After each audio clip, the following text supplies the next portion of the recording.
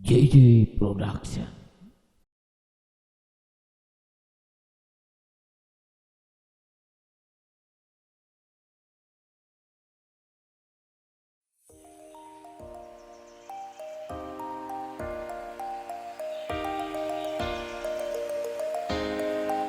Berkarir menjadi seorang seniman lukis membuat laki-laki kelahiran Purwokerto ini semakin berinovasi. Dari sekedar lukis kanvas, beliau beralih profesi menjadi brusher painting, tato artis, hingga menjadi seorang desain interior. Beliau adalah Udi Purwantoro, salah satu alumnus SMK Kesatrian Purwokerto.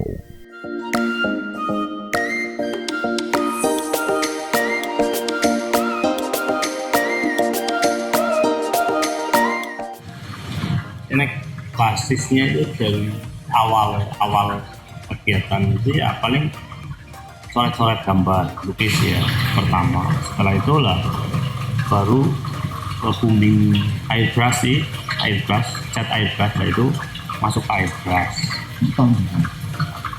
Pertama itu tahun 2007. Kalau lukisnya sih mungkin dari SMP lah, dari SMP udah mulai istilahnya lukis yang menghasilkan gitu loh, pesanan gitu. Jadi 2000 sampai tahun berapa lupa, udah jauh banget lah. itu udah mulai menghasilkan. Iya, pesanan potret wajah gitu udah menghasilkan. Ya 2007 masuk airbrush. Setelah itu baru tato 2014 kalau nggak salah. Otodidak, belajar sendiri ya. Kebetulan kan dari keluarga ada bapak yang senang lukis juga, jadi istilahnya mungkin ya ada keturunan apa ya, keturunan minat gitu ya. Dari seni. Iya mungkin.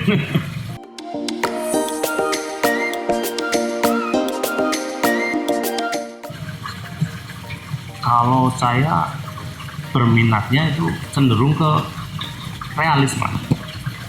Yang istilahnya gambar-gambar realis wajah, atau mungkin pemandangan pun kita pakai yang benar-benar istilahnya natural lah, ya, alami ya, kayak ya.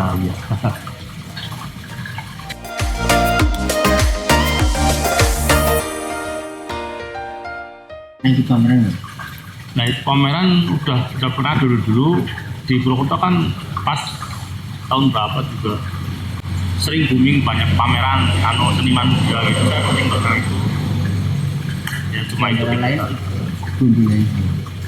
ya. Kalau saya sih ikut-ikutan ke Mas Payung Setio itu paling. berarti makin seniman juga. Iya, dari Payung Mas ya.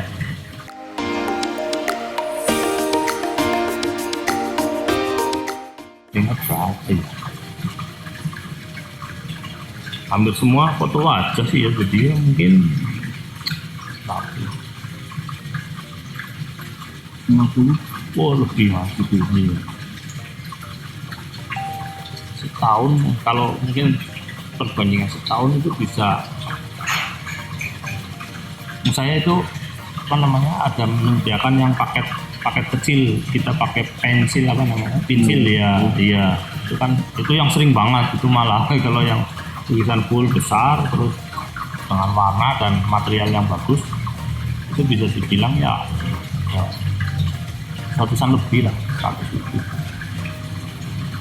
Kalau yang sering yang pakai figura kecil itu pakai pensil, itu yang istilahnya produksi massal ini sering.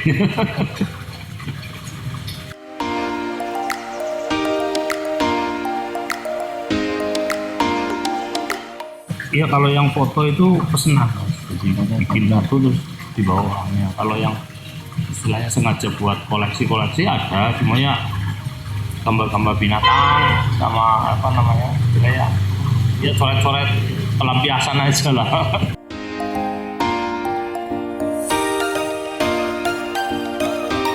Pengalaman menjadikan beliau mampu membaca tiap potensi dalam berkarir, dan itu terbukti. Apa yang beliau tekuni membawa hasil yang positif hingga sekarang.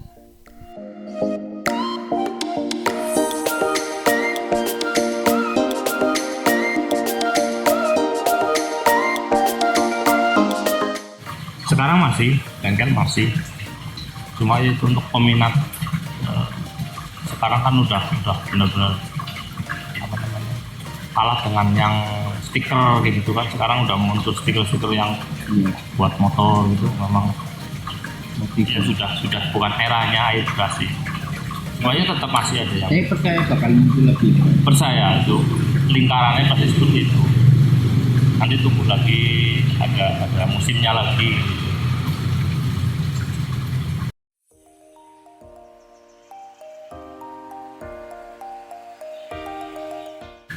Itu awal-awal booming airbrush itu ya 2007 2008 itu yang sangat luar biasa, ramai banget musim, bener-bener musim airbrush itu tahun-tahun itu.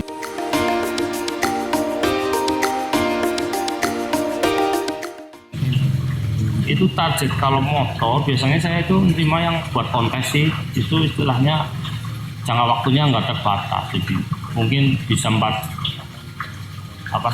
minggu, jadi 1 bulan gitu selesai baru 1 motor gitu. Kalau yang istilahnya harian ya paling kalau di helm itu bisa 3-4 hari itu lah pengerjaan.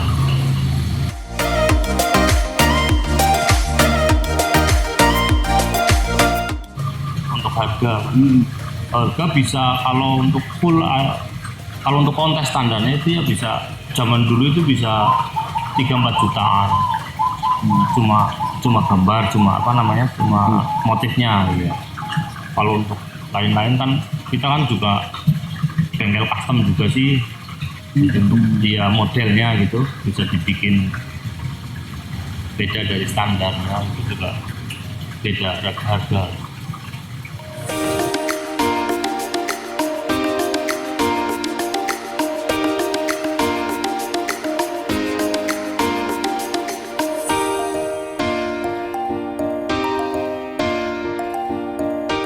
Perjalanan karir beliau sungguh menginspirasi.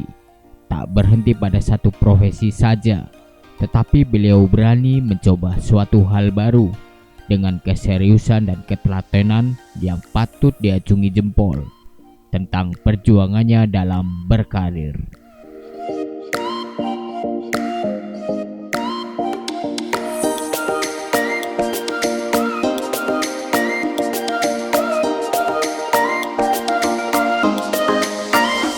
Iya dulu pernah. Itu era tahun berapa itu?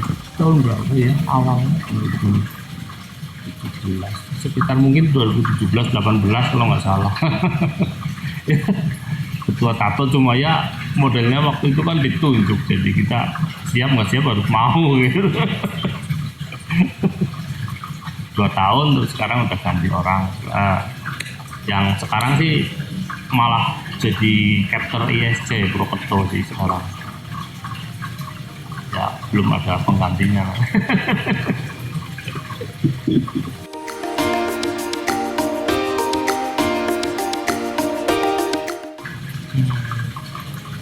Kalau kulit cenderung, kalau paling gampang ya cenderung kulit jenis cewek gitu, itu yang paling gampang ya. Iya, karena mungkin kulit dirawat. Kalau cowok pun ada yang gampang, ada yang susah, karena ya mungkin alaminya kulit itu beda-beda orang sih ya. Ada kulit panah hitam pun, tapi kalau ada jenis yang gampang ya gampang aja masuknya gitu. Iya.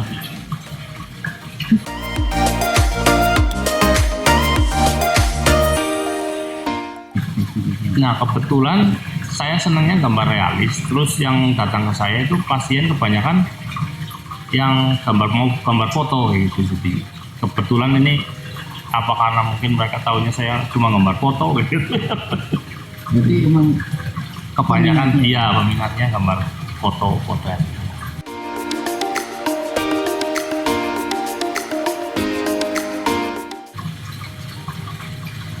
Ada 50. Kalau realis biasanya kebanyakan di medianya kan terbatas, nggak sembarangan ya, mungkin dada atau punggung atau sini lengan, paling itu 3 itu. Kalau yang lain-lain kan kurang pas mungkin penempatannya. Kalau di dada ada yang full, tapi kan berapa muka gitu, mungkin keluarga, bapak ibu, anak, paling besar itu paling gede. Kalau yang sini ya paling satu atau tangan.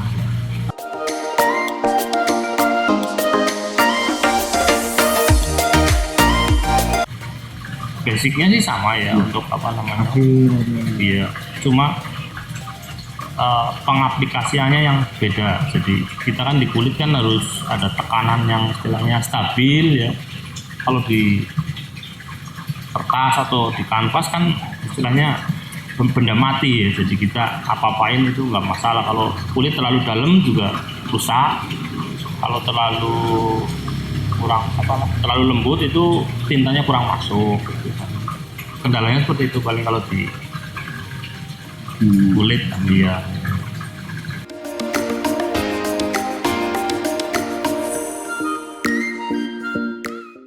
Kalau tato khususnya itu PTC ya udah 2 kali, dan ini rencana tahun ini mau ketiga yang event nasional ya. Maksudnya Nasional ya. Kita sudah 3 kali, mau 3 ini tahun ini 3. ini juga ikut film. Iya, kita kepanitiaan sih. Di sana Yaitu direncanakan untuk tahun ini bulan Mei mas, rencana. Itu bocoran. Nanti temanya diberitakan setelah ada pamflet yang resmi. Takut bocoran mereka nanti kan.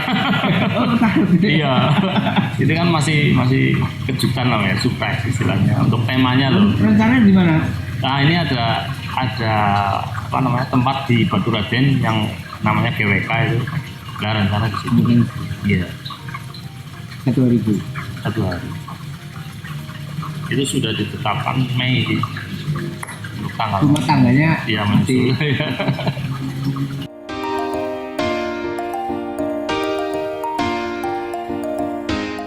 Itu ya perjanjian sakral dulu. Perjanjian sakral dengan istri. ya, sih. Mas saya mau nato, boleh apa enggak gitu. Dengan seizin istri saya boleh, tapi dengan syarat begitu loh istilahnya. Kamu jangan tatoan. Pilihannya berat juga. Kebanyakan kan tukang tato sekarang kan tatoan bahasanya. Ini saya tato, kamu nato saya gitu kan. Jadi penuh. Dan Alasannya itu satu fondasi yang nggak bisa kalau mau tatoan boleh, tapi ya jangan nato. Izinnya saya kan mau nato, ya boleh sih itu nato, tapi jangan tatoan. Tuh. Keduanya ada dari pribadi saya itu ada yang bosen loh, cepet bosen mas. Kalau satu gambar mungkin kalau di kanvas itu pasti sama aku tuh sering ganti roba mas. Apalagi kalau di ini kan nggak bisa di kulit. Kira kalau saya gambar apa di tato di gambar di kulit saya, bosen mau diapain lagi itu susah. Cepet bosen itu juga pengaruh, saya nggak tahu.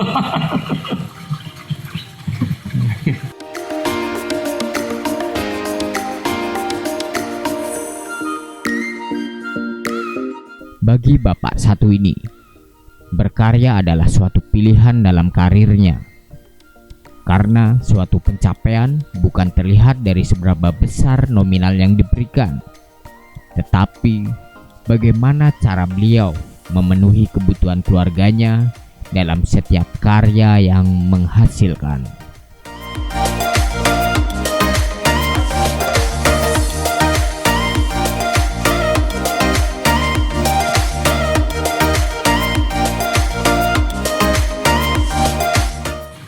Kalau untuk sehari-hari ini kan saya tuh dia tuh kalau saya ngomong yang interior itu pengadaan barang, terus istilahnya bikin apa-apa gitu, kita pengadaan barang juga. Di satu proyek itu kita ngedropin barang material gitu sih. Dan sekarang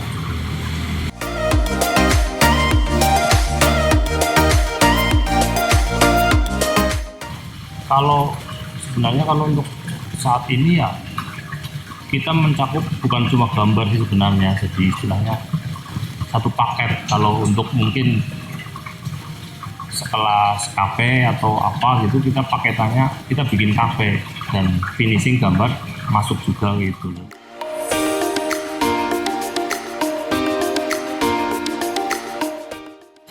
Kalau yang umum itu saya kerjakan itu untuk budget interior 250 per meter persegi. Itu juga kan setelah konsep sudah kelihatan, maksudnya udah pasti bahwa ini gambar, mungkin gambar Bango, kita kasih harga itu. Kalau ada permintaan lain atau gimana customnya gitu ya beda harga. Itu untuk interior. Eksterior beda lagi karena material kan jelas beda sih. Iya, gitu.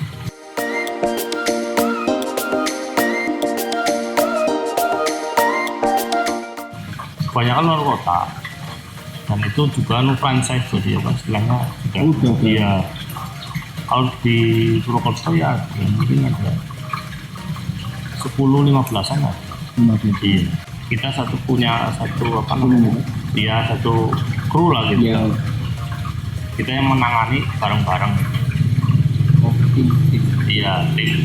Jadi semuanya. Berarti lebih ke sana. Iya. Paling jauh ya paling Jogja gitu. Iya, Jogja Cirebon.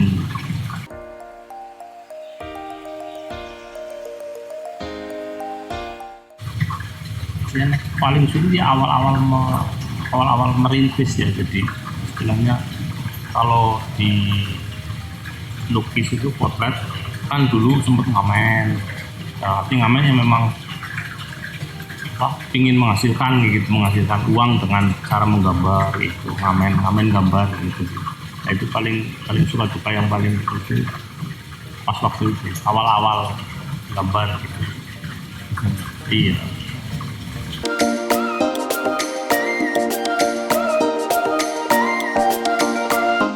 Begitulah kisah inspiratif dari seorang Udi Purwantoro yang selalu bersemangat dalam setiap karyanya.